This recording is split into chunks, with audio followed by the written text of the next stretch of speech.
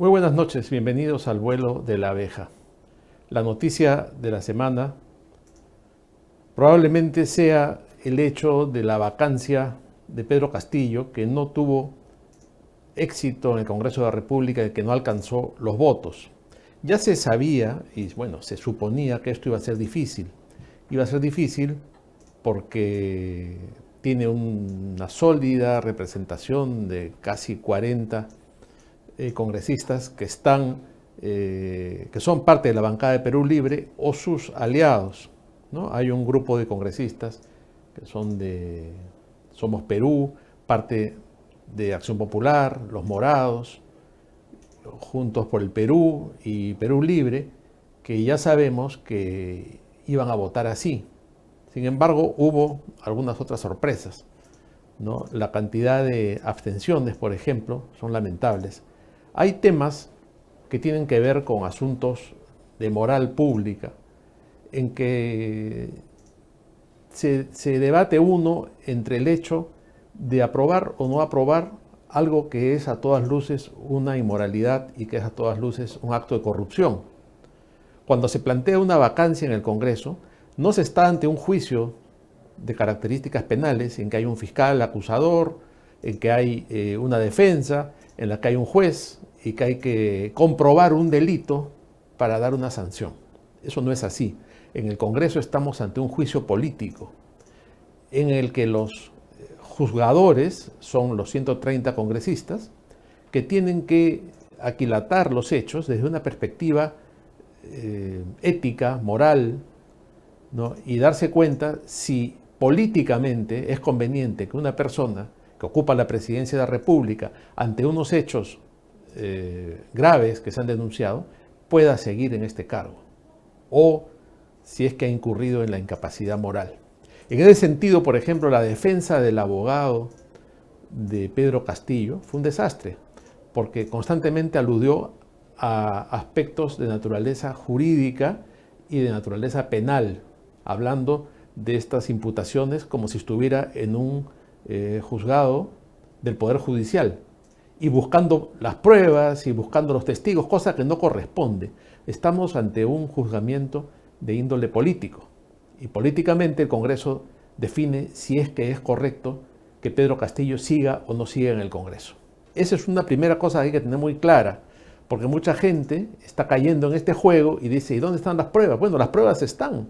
Las pruebas son los indicios suficientes para desconfiar de un personaje como Pedro Castillo, que ocupa la presidencia y que en las noches se iba a una casa en Breña, en la calle de Zarratea, disfrazado como un malhechor, con una gorrita para que no lo vean, y se reunía con lobistas, con empresarios turbios, con asesinos, con delincuentes, ¿no? Entonces, ¿qué clase de personaje puede ocupar la presidencia cuando dedica las madrugadas como si estuviera bajo otra identidad a reunirse con delincuentes y muy probablemente tratar negociados y ver cómo se benefician del robo al erario nacional? ¿Hay indicios o no los hay? Claro que los hay. También tenemos las declaraciones de Karelyn López, tenemos los contratos que han sucedido. Se reúne con tal empresario, sale un contrato a favor de este. Se reúne con otro, a favor del otro. Y la lobista que maneja todo esto, que entra con un maletín pesado y lleno, sale con un maletín vacío. Y se encuentra en el baño del secretario general de Palacio $20,000. ¿Contestó algo sobre todo esto Castillo? No, nunca. Otra vez fue al Congreso con la banda presidencial como si fuera a dar un mensaje oficial y no dijo nada. Fue otra vez a victimizarse. ¿No? Ya nos estamos acostumbrando a verlo a este sujeto victimizándose, ¿no? Siempre es el pobrecito, el cholito, el campesino, el profesor rural, ¿no? Y entonces va a los colegios, está toqueteando a las niñas y siempre usando a los niños en sus discursos y siempre victimizándose. Tendría que victimizarse más cuando vaya preso por sinvergüenza. Esperemos que algún día suceda eso. Vamos a ver. Por lo pronto, no ha sido posible siquiera vacarlo, ¿no? Y ahí tenemos que ver que el Congreso también es una vergüenza, ¿no? 19 votos en abstención, son 19 canallas y cobardes y sinvergüenzas que se pueden dar el lujo de hacer un acto tan vil y tan cobarde de mantenerse neutrales en un momento así.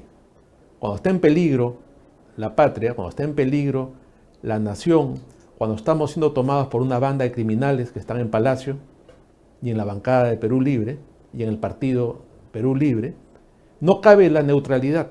No se puede ser neutral cuando hay que decir si algo está bien o está mal.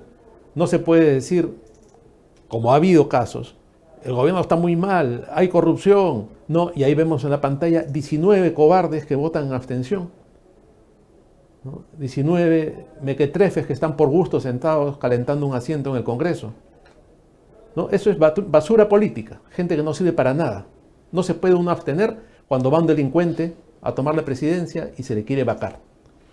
Y bueno, a eso hay que sumar, ahí tenemos la votación, 54 que votan en contra, ¿no? Los que son cómplices de la corrupción del gobierno, ¿no? Porque son del mismo partido, porque se están beneficiando también, y los otros que han sido comprados con obras, con todo tipo de beneficios, ¿no? Con colocar a su personal en cargos públicos, como hemos visto al señor Wong, otro impresentable, y que ocupa la vicepresidencia nada menos que el Congreso, y que ha colocado a sus asesores en cargos públicos en ENAPU y en otras empresas, de las cuales sin duda saca un beneficio, ¿no? Entonces, esa es la gente que está en el Congreso también. Por eso muchos ya están cansados también del Congreso. Hay excepciones, como estos 55 que han votado a favor de la vacancia y que van aumentando. Esperamos que vayan aumentando porque por otro lado la mafia también trabaja en ir aceitando esta maquinaria corrupta de los que van a blindar al gobierno comunista y saqueador que ha tomado el Perú por asalto, ¿no? Entonces no fue suficiente que ese mismo día se dé la orden de captura contra los sobrinos de Castillo, ¿no? Hemos visto los sobrinos que eran los que manejaban la agenda y los que le armaban las reuniones para que se ponga en marcha este gobierno corrupto, y ahora están con orden de captura. ¿Y dónde están? Ya se fugaron, ya desaparecieron. Hoy día, miércoles, están tratando acerca de una orden de impedimento de salida del país. Un poco tarde, ¿no? ¿Qué pasa en la Fiscalía? Ya sabemos que la Fiscalía es un engendro del lagarto Vizcarra, y que el lagarto Vizcarra debe estar riéndose de todos nosotros porque aún conserva ese poder, ¿no? Y ahí los sobrinos de Castillo ya deben estar tomando sol en Varadero o en Santa Cruz de la Sierra en Bolivia, ¿no? Porque esta corrupción es internacional, es parte del Foro de Sao Paulo. Y esta banda de delincuentes que es el Foro de Sao Paulo, que también funciona como Grupo de Puebla, y que están convirtiendo a Latinoamérica en tierra de narcotraficantes y de criminales, están detrás de todo esto. Y Cerrón y Castillo son unos alfiles de esta mafia internacional. Entonces ahora los sobrinitos de Castillo y Bruno Pacheco están desaparecidos, ¿no? Hay un detenido que es otro delincuente porque participó en asaltos y todo tipo de delitos antes de vincularse con la mafia de Perú Libre, y ahora resulta que todos están prófugos. Entonces yo me pregunto, como se preguntarán también muchos de ustedes, ¿no era suficiente los $20,000 en el baño? ¿No era suficiente Zarratea? ¿No era suficiente esta familia de delincuentes que rodea a Pedro Castillo? ¿No era todo eso suficiente para sacarlo a patadas del Palacio de Gobierno? ¿Para limpiar de una buena vez la dignidad y la majestad de la presidencia de la República manchada por estos impresentables y delincuentes? No, señor, no era suficiente, porque en el Congreso también hay delincuentes y también hay gente que vende su voto y también hay esta partida de impresentables que se hacen llamar los niños, ¿no? Que son los niños del profesor rural, pobrecito, campesino, que nadie comprende que también puede ser un ladrón y un delincuente, y que tampoco nadie comprende que puede tener vínculos con el terrorismo, y nadie lo comprende, pobrecito, que necesita unos miles de dólares para comprar carne para su familia, pobrecito, que trae pues un hambre atrasado de 200 años por culpa del neoliberalismo y por culpa de la conquista española seguramente. Bueno, esa es la realidad, y seguiremos trabajando y seguiremos denunciando a estos criminales. Nos damos una pausa y luego continuamos con el programa.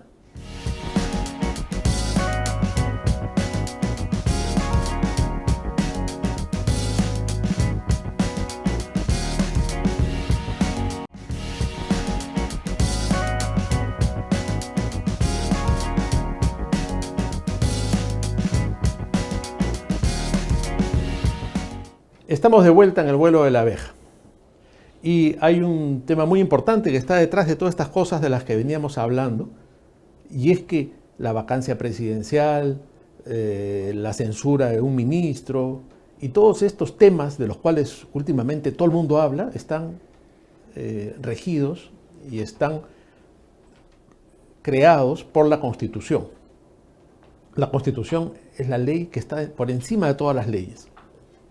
Cuando hay una norma, por ejemplo, que da un ministerio, una disposición, una resolución ministerial, y se detecta que está en contradicción con un punto de la Constitución, automáticamente queda sin efecto. No hay ninguna ley, no hay nada que pueda entrar en contradicción con la Constitución. No hay ningún derecho constitucional que nos pueda ser arrebatado. Para eso hay un tribunal constitucional que pone las cosas en su sitio. A veces no lo ha hecho, pero vemos que está volviendo por ese buen camino. Entonces es muy importante que la gente conozca lo que es la Constitución, lo que está detrás de la Constitución, lo que garantiza una buena Constitución. Y también ahí comprenderemos por qué el gobierno quiere cambiar la Constitución, ¿no? Entonces, la semana pasada tuvimos en el programa a un brillante constitucionalista, ¿no? Uno de los hombres que más conoce el derecho constitucional en el Perú, y que es el doctor Carlos Hackanson. Hicimos una entrevista extensa con él a raíz de un libro que acaba de publicar, pero aparte de eso hablamos de diversos aspectos del derecho constitucional. Durante la semana hemos recibido innumerables mensajes a través de las redes sociales, al WhatsApp, etcétera, que nos piden volver a ver esta entrevista, ¿no? Advertimos que se encuentra en las redes sociales, pero sin embargo nos siguen pidiendo volverla a ver. Cumpliendo con este pedido que ha sido, como les digo, realmente masivo por parte de quienes siguen el programa, vamos a reproducir nuevamente esa entrevista con el doctor Carlos Hackanson. Carlos, buenas noches, bienvenido al programa. Buenas noches, Luciano, gracias por tu invitación y tus generosas palabras.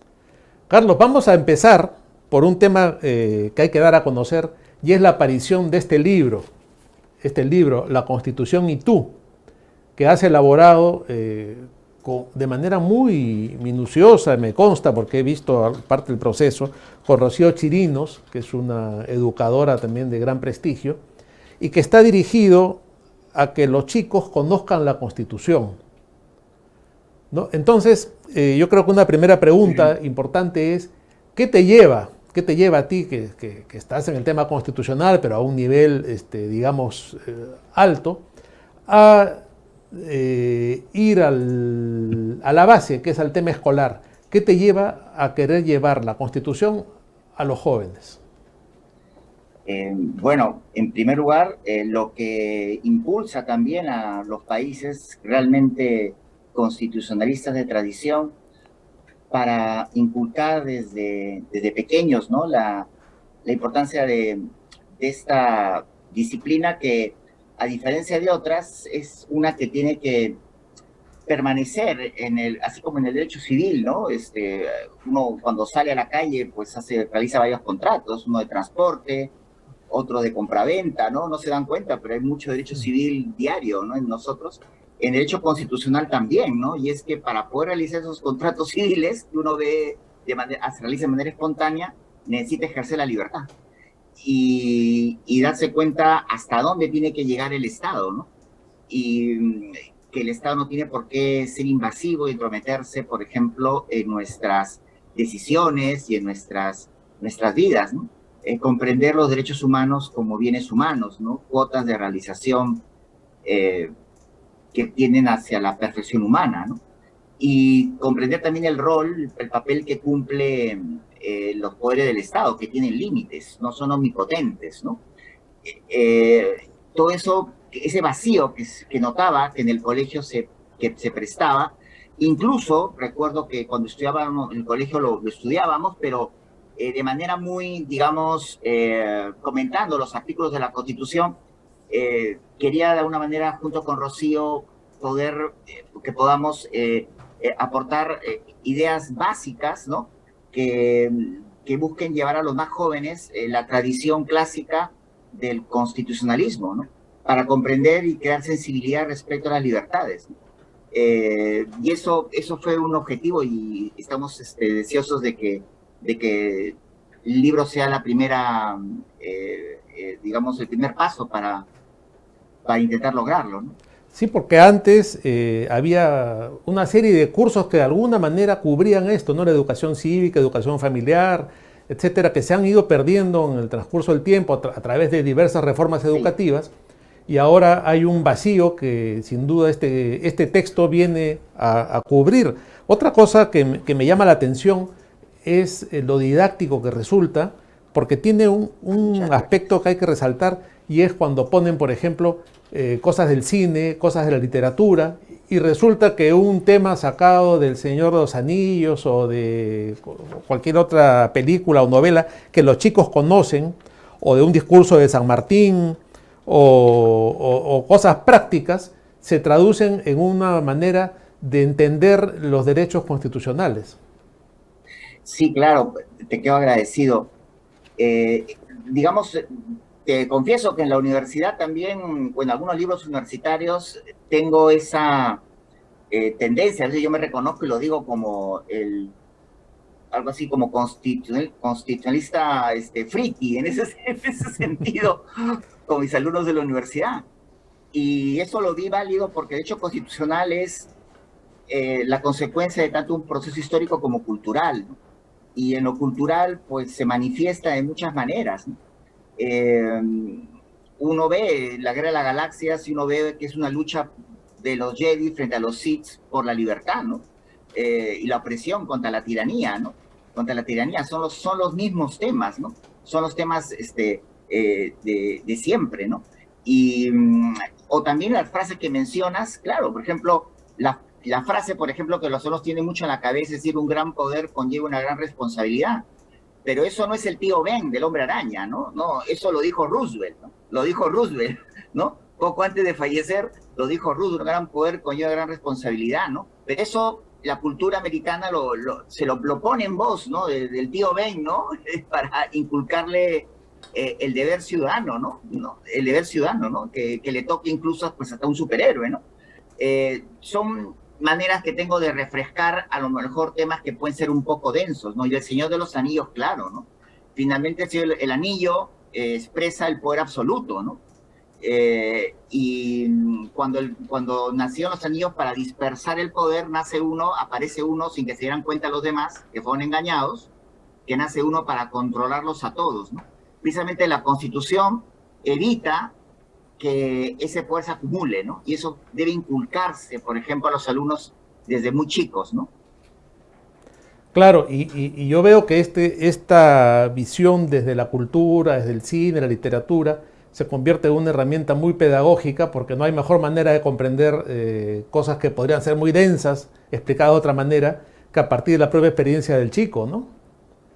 Así es. Digamos, se recurre al cine, se recurre a la literatura, se recurre, por ejemplo, también hemos previsto que se les pueda sugerir fragmentos de algunas películas para que puedan debatir en clase y ver con cuánto derecho constitucional hay, ¿no? Por ejemplo, en la película Cars, ¿no? De Pixar, por ejemplo, vemos que Rayo McQueen se pierde, llega a un pueblito perdido, Radio Springs, ¿no? Que causa medio destrozo. Y en ese pueblito, que producto a consecuencia de la carretera 66, de la ruta 66, ya los carros no pasaban por los pueblos, sino atravesaban el país. Rayo McQueen, en ese pueblito perdido que ya no llegaban clientes, hay un policía, hay un juez, hay un fiscal que juzgan a Rayo McQueen y le piden que trabaje para que arregle la pista, ¿no? Entonces, eso es algo que el Perú carece, ¿no? Pero en un dibujo animado lo tienes, ¿no? Bueno, eso es Estado de Derecho, ¿no? Entonces, que lo vean, ¿no? Poder comentar, por supuesto que quienes nos están escuchando que no crean que me la paso contando películas, simplemente es un complemento a cosas que se expresan en la realidad. El hecho constitucional es una expresión cultural, ¿no? Como histórica, ¿no? Entonces, se busca hacer ese balance, ¿no? Como también mencionaste a San Martín, también, ¿no? Y también se menciona este lema que tenemos nosotros muy poco difundido, ¿no? Que es firmes y felices por la unión, ¿no? Que es la frase, el lema que debió pues estar inculcado en nosotros, en el corazón como alumnos, y para construir la república que merecemos, ¿no? Que es una, Firmes y felices por la unión, pese a una cordillera que parte el país en tres, pese a la diversidad cultural, verlo como algo muy positivo, que lo es, ¿no? Firmes y felices por la unión, no solo para corretear lo que dijo San Martín el 28 de julio, sino que inculcarnos este lema que muchos lo desconocen, ¿no? Que es firmes y felices por la unión. es una frase tan linda, ¿no? Que antes estaba acuñada en las monedas. Y debería mantenerse, no, que Chabuca Granda no me la toquen, que quede ahí perfecto en el billete de 10 soles, pero que esté también ese lema, ¿no? Sí, sí, sí, yo recuerdo en las antiguas monedas de plata, estas de un sol, aparecía la patria sentada, ¿no? Y decía firme y feliz por la unión, que es una frase eso inculca, es muy importante, sí, que eso se recupere, ¿no? Se recupere, es parte de nuestra identidad, ¿no? Sí, por supuesto, que hay que fortalecerla ahora que hay todo este tema de la pluriculturalidad y las naciones múltiples y qué sé yo, que viene, ya sabemos, con un tema ideológico detrás. Ahora, un tema que sería interesante es que también yo creo que hace falta que este texto llegase a nuestras autoridades y al Congreso, ¿no? Porque muchos de quienes deben legislar y cuidar la Constitución en realidad no conocen lo básico del tema, y hay que agradecer este esfuerzo de que ustedes den a conocer de manera tan didáctica la Constitución. Entonces ya podrás decir, presentando este texto, podrás decir, para seguir en la línea del cine, como Thanos, dirás, soy inevitable. ¿Qué te parece? Así es, efectivamente, efectivamente, ¿no? Y justamente es un civil emprendedor, ¿no? Que genera empleo, y bueno, empresa y empleo, que le dice, soy Iron Man, ¿no? Que de una manera se la devuelve, ¿no? Entonces, sí. Y sacrifica su vida, ¿no? Es cierto, ese es el final de Iron Man. Carlos, vamos a una pausa y luego regresamos para seguir conversando.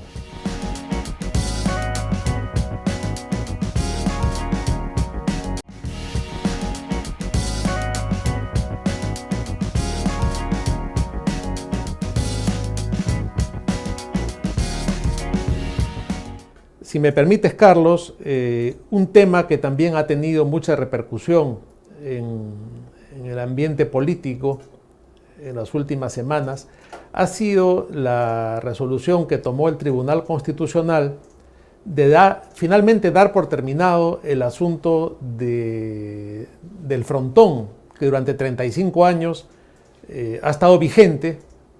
Más aún, tal vez te pediría tu opinión sobre esta primera parte del tema, por una sentencia que se reinterpretó, ¿no? y se volvió a abrir el caso. No sé si nos puedes ilustrar sobre cómo fue todo este trámite. Bueno, lo que se hizo fue reinterpretar un voto singular, ¿no? Que el magistrado Vergara Gotelli pronunció, y que de alguna manera hizo revivir, ¿no? Este caso del frontón, ¿no? Afortunadamente, ¿no? Ya el Tribunal Constitucional ha zanjado ese tema, pero no puedo dejar de mencionar que fue lo mínimo que puedo decir, fue un error el hecho de querer, digamos, distorsionar, ¿no? El sentido del voto singular del magistrado Gotelli, que en paz descanse. El magistrado Gotelli, tengo que decirlo, atravesaba por una enfermedad que incluso yo por esas fechas tuve oportunidad de cruzarme con él en la clínica y no podía hablar. No podía, estaba en silla de ruedas y no podía expresarse y hablar. Sé que circulaba un video en el que él mencionaba, daba su posición que era muy clara, pero que luego después, en ese mismo contexto, ¿no? Se reinterprete, ¿no? Un voto singular de algo que ya era cosa juzgada, me parece que ha sido, por decirlo menos, ¿no? En horas de la mañana, ¿no? Y somos caballeros, ¿no? Un craso error, ¿no? Un craso error. Menos mal que, pero ya el tribunal lo ha cerrado este tema y esperemos que de alguna manera quede así, ¿no? Porque son más de 30 años en que se está discutiendo, ¿no? eh, este, este penoso incidente actualmente, pero que ya volver pues, a la paz, a la tranquilidad, ¿no? Especialmente para los militares que han sido objeto, ¿no? De esta sentencia que luego terminó en persecución, ¿no? Una persecución, claro, literalmente hablando, se trató de eso. Para que entienda bien todo nuestro público que sigue el programa, era un caso cerrado y luego del fallecimiento de uno de los magistrados se reinterpretó lo que él había dicho en un voto singular y se le dio otro sentido. Ni siquiera había fallecido todavía, se encontraba con un estado de salud muy debilitado, no podía hablar y estaba en silla de ruedas. No me consta porque me acerqué a saludarlo, porque no, fue magistrado del tribunal, lo conocía, y yo ahí caí en la cuenta que no podía hablar, estaba en una silla de ruedas y creo que no, tampoco vi gesticular con las manos. Entonces era una situación muy delicada y eso, por ejemplo, en el contexto en que se dio, realmente me impactó, ¿no? Que se quiera manipular una decisión cuando su autor no podía decir nada. Claro, ahora también esto que debió ser en su momento un escándalo mayúsculo, fue de alguna manera un poco silenciado, porque hay una serie de ONGs y organismos que trabajan detrás de estas cosas para, no sé si la palabra sea imponer o vendernos, digamos, una idea distinta de la que está detrás, pero lo que tú estás contando es algo dramático y algo que de ninguna manera debió ocurrir. Sí, yo lo que aprecio es que no hay es un claro, no hay una, la ciudadanía tiene que ser consciente que no hay una clara posición imparcial, todo lo contrario, son organizaciones muy parcializadas hacia un sector y incluso difunden a través de sus medios, ¿no? Y sus determinados agentes, ¿no? Que de alguna forma no les digamos, parece que son periodistas, pero son activistas políticos, ¿no? Así es. Difunden una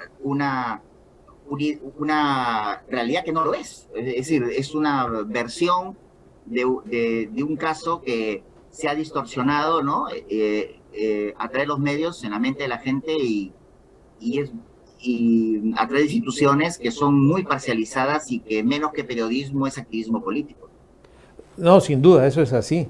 Ahora, hay otro tema que tiene que ver con el Tribunal Constitucional y que ese está en este momento todavía absolutamente vigente, y es el asunto de Alberto Fujimori, ¿no? Sí. Para entrar en materia, yo he notado que mucha gente dice el Tribunal Constitucional ha indultado a Fujimori. Eso no es así.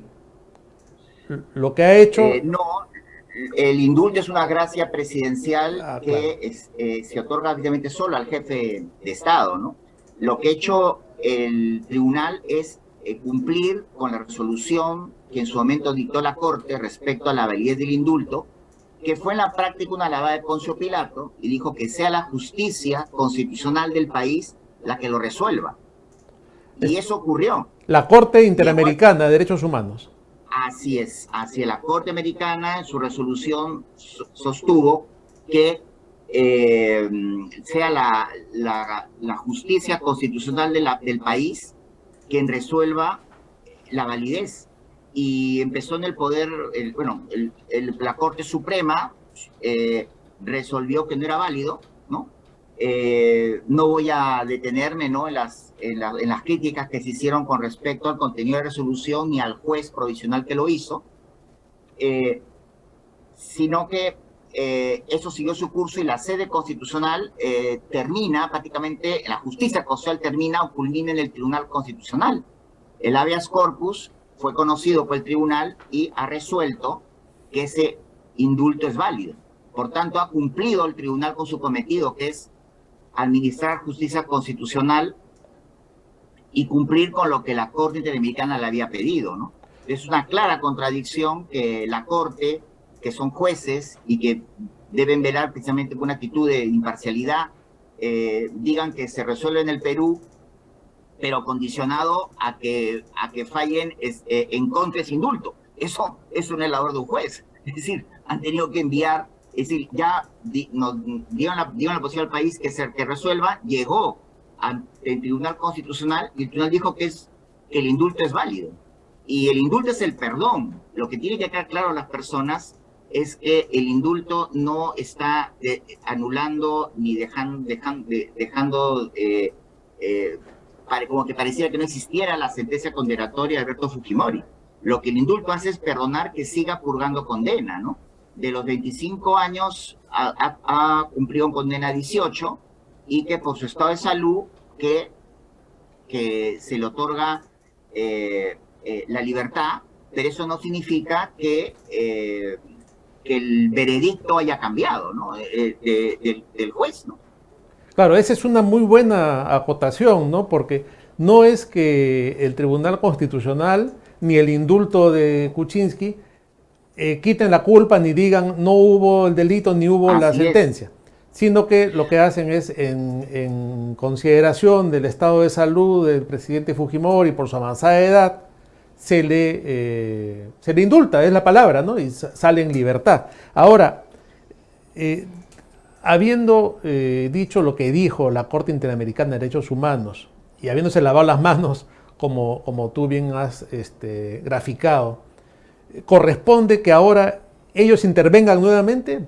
Yo lo veo un poco raro, porque ellos dicen que se resuelva en la justicia constitucional peruana. El tribunal lo resuelve y ahora ellos van a enmendar el tema. Y la siguiente pregunta que tiene que ver con esto: el presidente Kuczynski, en uso de una atribución constitucional, otorgó el indulto. ¿Puede otro presidente quitarlo y decir no, ya no va y que vuelva a la cárcel? Mira, en realidad el antecedente que se produjo en el caso Crucillat fue un tamaño error, ¿no? Presidencial.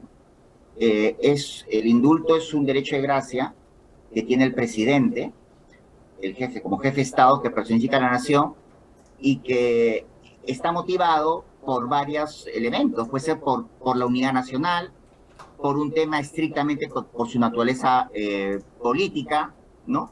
En el curso de por ejemplo, tratado de paz, por ejemplo, como ocurrió con Santos en Colombia, que también utilizó mucho el indulto, ¿no? Pero no puede revertirse, ¿no? Y no puede revertirse porque ante la duda prima el principio de favor libertatis, la libertad.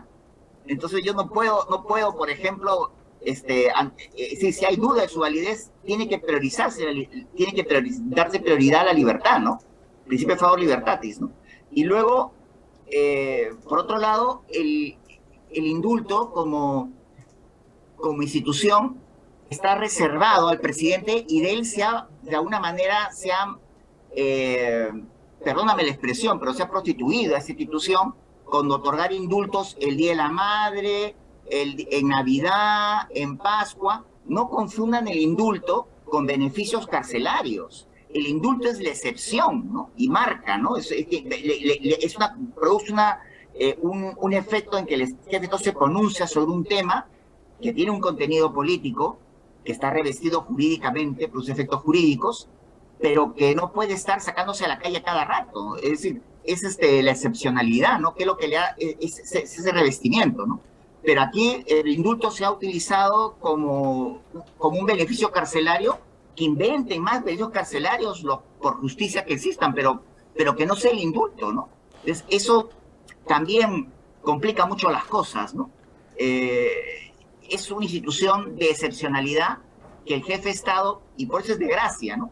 Es decir, el jefe de Estado la ha retenido, ¿no? La República, por considerarla adecuada, ¿no? A pesar de haber nacido en la monarquía, la República la retiene porque hay situaciones no previstas en que demandan varios factores. El lado, por ejemplo, humanitario, naturalmente. Está el lado, por ejemplo, de unidad nacional.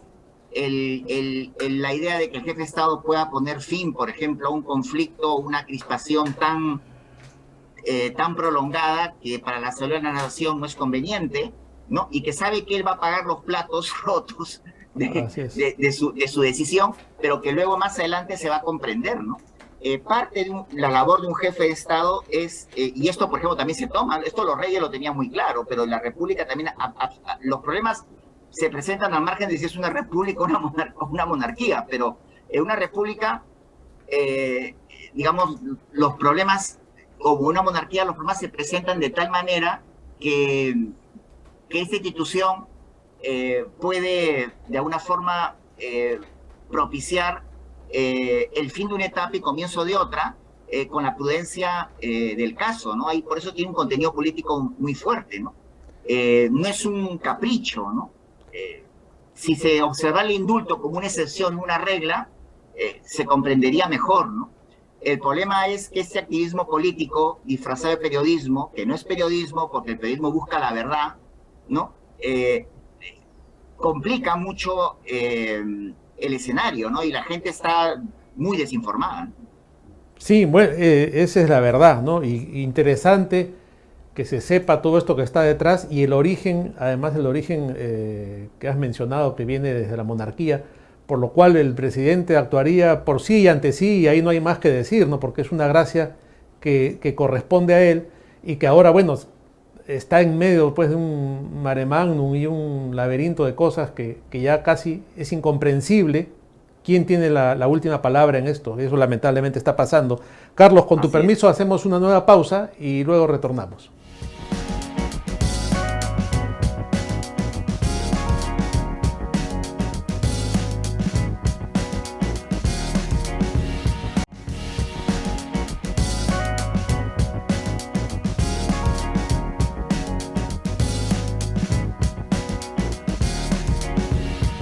En este tercer bloque, que venimos conversando con el doctor Carlos Hackanson sobre diferentes temas constitucionales, ¿no? Y es sorprendente cómo la Constitución está prácticamente en todos los hechos de la vida política y la vida pública, detrás de las demás leyes y detrás de muchas cosas que suceden y que hay que discernir y ver con profundidad a partir de lo que es la Constitución, la ley fundamental.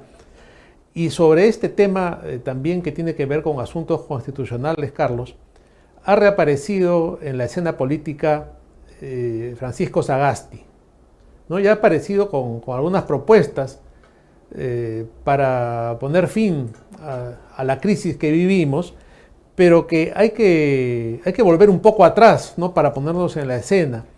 Yo considero, voy a aventurar una idea que yo tengo, ¿no?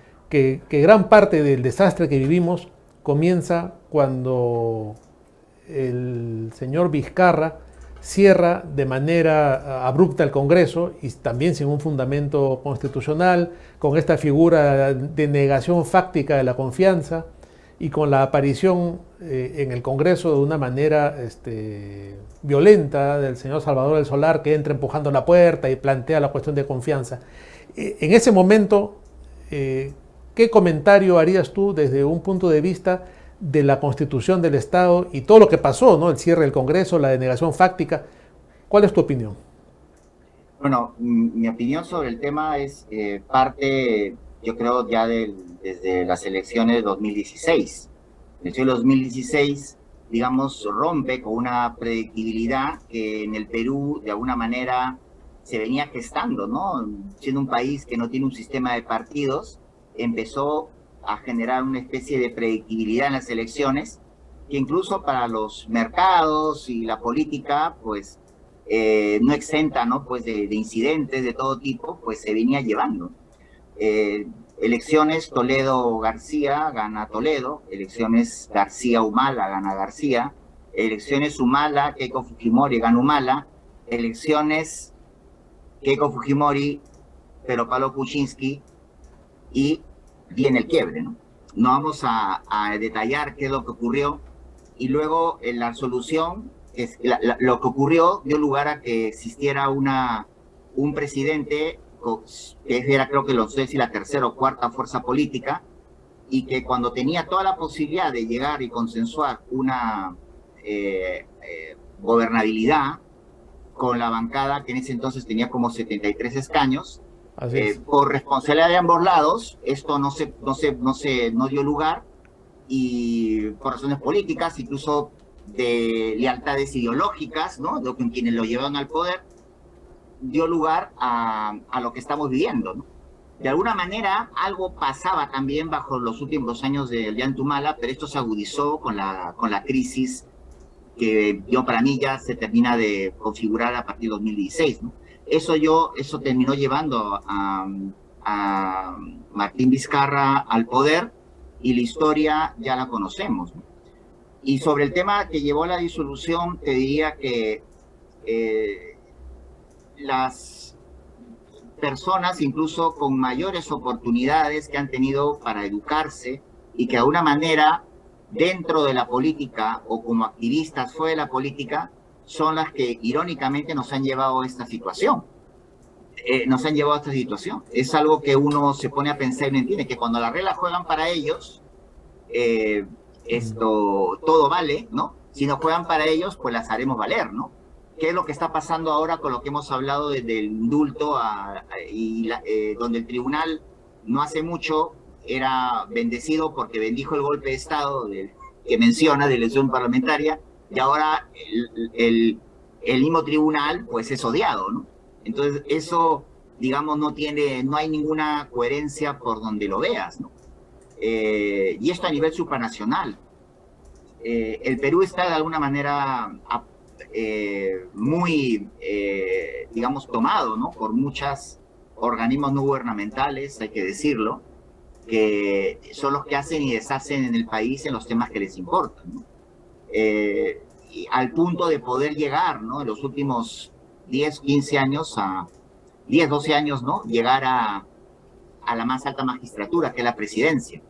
Y es un sistema que quizá desde el año 2011 se inauguró y que de alguna manera la polarización les alimenta, porque manteniendo la polarización política, querrán llevar a su némesis a la segunda vuelta para luego activar la polarización y volver a ganar, ¿no? Así es. Entonces, eso es lo que es parte del juego, ¿no? Notarás que en la campaña presidencial hubo mucha tranquilidad respecto a no incentivar la polarización, pero luego la activaron para la segunda vuelta, ¿no? Entonces, es parte de un mecanismo, ¿no? Es parte de un mecanismo que está instalado, y a eso puede sumar el copamiento de instituciones públicas, ¿no?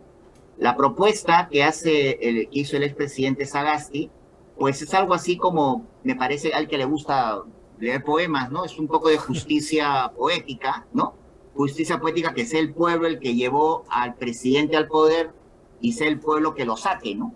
El pueblo que lo saque vía una iniciativa legislativa de reforma a la Constitución que buscaría replicar la disposición transitoria especial aprobada en el año 2000 tras el Fujimorato, ¿no? Que se fueron todos, ¿no? El tema está en que esta justicia poética tiene sus bemoles, porque si buscan que se vayan todos para que hayan elecciones, yo todavía tengo serias preocupaciones respecto a las instituciones que conforman el sistema electoral, ¿no? Porque todavía tenemos un jurado de elecciones incompleto, una OMPE que se niega a leer, por ejemplo, las actas. El padrón electoral, ¿no? Sí. Cuando es el elemento importantísimo para poder dirimir si lo que dice el acta, el papelito, se corresponde con lo que dice el padrón electoral, ¿no? Para eso está hecho, ¿no? Así es. Entonces, si van a jugar todo lo mismo, las mismas instituciones, con el mismo espíritu, entonces, claro, unas elecciones generales, pues no me parecen, o sea, digamos, en fin, me parecen que también corren sus riesgos por temas no esclarecidos. Con esto no estoy acusando a nadie, pero simplemente hablo con una persona que lee el periódico, lo ha vivido y ha votado y ha visto cosas que no se entienden, ¿no? O sea, ¿por qué no sacaron del padrón electoral? Ahora, respecto al tema de Sagasti, ¿tú crees que es viable este tema de las 75.000 firmas? Y además eso toma un buen tiempo, ¿no? En realidad la crisis política en la que estamos metidos, y él dice lo que tú has definido como esta justicia poética, pero probablemente tomar esa vía, ese procedimiento nos tome un año.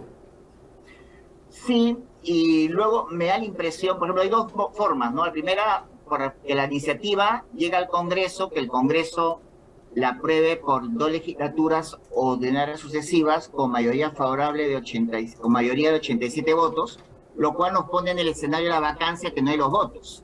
Así Pero es. si lleva la iniciativa legislativa vía reforma a la Constitución con las 76.000 firmas y es aprobada por el Congreso por mayoría absoluta, 66 votos, luego tendrá que someterla a referéndum. Entonces es un viaje de ida y vuelta. Empieza en el pueblo, ¿no? Como diría el presidente Castillo, y regresa al pueblo para realizar la justicia poética y sacar. Eso demora un tiempo, pero repito, en ese proceso electoral de referéndum, de conteo, la verdad que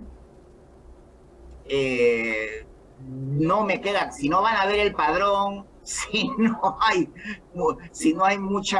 no se corrigen ciertas irregularidades que parece que han visto, no estoy hablando de fraude porque no tengo los documentos, pero ciertas irregularidades, pues la verdad que no me parece lo adecuado. Todo pareciera indicar que lo que se busca es evitar que la presidenta del Congreso llegue temporalmente a la presidencia transitoria, ¿no? Es la impresión que me da por un tema de inercia periodística, ¿no? Porque veo lo que está ocurriendo con ella, que ya no puede ni tomarse un café porque inmediatamente le cae el bullying mediático, ¿no? Sí. O le toman fotos, ¿no? Entonces me da la impresión que hay algo de eso, ¿no? Claro, pero yo lo que creo es que habría para toda la solución, diría en todo caso que la Constitución puede y tiene caminos de solución para el problema. Demanda mayor consenso. Pero en un país en que la política o la forma de crecer la política es la suma de intereses individuales, donde parece que el bien común no existe, es muy difícil, por ejemplo, alcanzar los votos que se necesitan. Tanta es la lluvia de individualidades que basta que el Ejecutivo ofrezca esa obra pública, esos puentes bajo el agua que apruebe el gobierno, ¿no? Para que esos puentes bajo el agua, ¿no? Para la obra pública, inmediatamente ya tiene un voto a favor de ellos y uno menos a la democracia. Entonces, si la política sigue siendo una suma de voluntades individuales del Congreso, y el Congreso se comporta en su mayoría, con honrosas excepciones, hay que decirlo, como un foro donde se administran intereses individuales y corporativos, ¿no? Porque cara vemos, corazón no sabemos. Una cosa es lo que pasa, lo que te dice la prensa y la televisión del Congreso y la noticia respecto a la política peruana, pero a la interna, ¿cuánto lobby hay? Entonces, que no sabemos, ¿no? Entonces, yo creo que es muy complicado, por decirlo así, digamos, la solución. ¿Por qué? Por la tamaña irresponsabilidad de la ciudadanía, o ese 50% más uno, o de esa medida simple, ¿no? O 50% más uno, ¿no? Que llevó al poder a quienes nos gobiernan ahora, ¿no? Fue una tamaña responsabilidad. Y ahora están buscando, quienes promovieron que eso ocurra, están promoviendo la salida, ¿no? Entonces, ¿dónde estamos, no? Eso me parece, ¿a dónde hemos llegado, no? Sí, no, sin duda estamos en un laberinto hace tiempo, y quien paga las consecuencias es el país, la economía del país. Cada vez los más pobres, por los que supuestamente viene trabajando Sí, claro. este gobierno, son los más perjudicados, sin ninguna duda. Bueno, Carlos, sí, creo que está clarísimo. Nos has aclarado muchas dudas y de una manera notable has expuesto temas que para mucha gente resultan complicados y que ahora deben tenerlos bastante aclarados. Te agradezco mucho. Nuestro programa ha llegado al fin, de manera que, eso sí, en algún momento te vamos a volver a llamar porque ha sido realmente muy ilustrativo y un placer conversar contigo. Muy bien, hemos cumplido con quienes nos pedían volver a escuchar a Carlos Hackanson, ¿no? Y me reitero en la importancia de los conceptos que se han esclarecido y que se han detallado en esta entrevista, ¿no? Y también reitero la importancia de que los jóvenes, las nuevas generaciones, conozcan el fondo de la Constitución.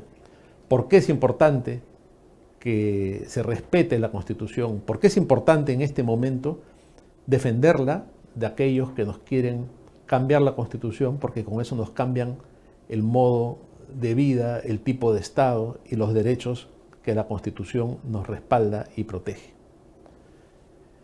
Eso ha sido todo por hoy. Nos vemos como siempre el próximo miércoles por BHTV a las 8 de la noche y también a través de las redes sociales de laabeja.p. Muchas gracias, buenas noches.